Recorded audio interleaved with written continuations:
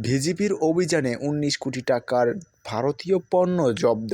দর্শক শুনছিলেন শিরোনাম, এবার বিস্তারিত। আপনি যদি আমার চ্যানেল নতুন হয়ে থাকেন, চ্যানেলটি সাবস্ক্রাইব করার অনুরোধ রইল।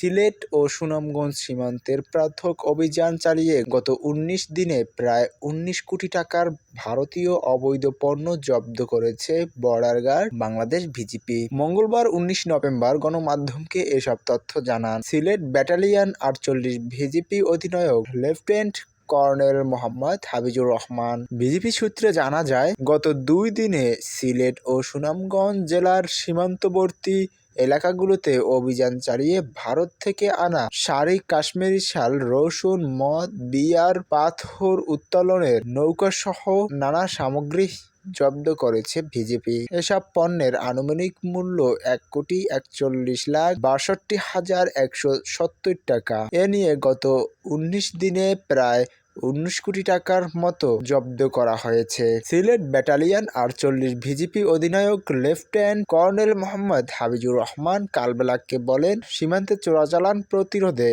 ভিজিপি সর্বোচ্চ সতর্কতায় কাজ করছে। এ নিয়ে প্রায় ১৯ কোটি টাকার পণ্য আটক করা হয়েছে এই মাসে। আটক পণ্যের বিষয়ে নিয়ম অনুযায়ী ব্যবস্থা নেওয়া হবে। চোরাচালান বিরোধী অভিযান অব্যাহত থাকবে বলে জানিয়েছেন তিনি। তো দর্শক, সারা ভিডিও জুড়ে আমি আসছিলাম বাংলাঅল24। তো অবশ্যই আপনি যদি আমাদের চ্যানেল নতুন হয়ে থাকেন, চ্যানেলটি সাবস্ক্রাইব করে রাখুন। আর হ্যাঁ, পরবর্তী ভিডিওর জন্য অবশ্যই পাশে থাকা বেল আইকনটি বাজিয়ে রাখুন।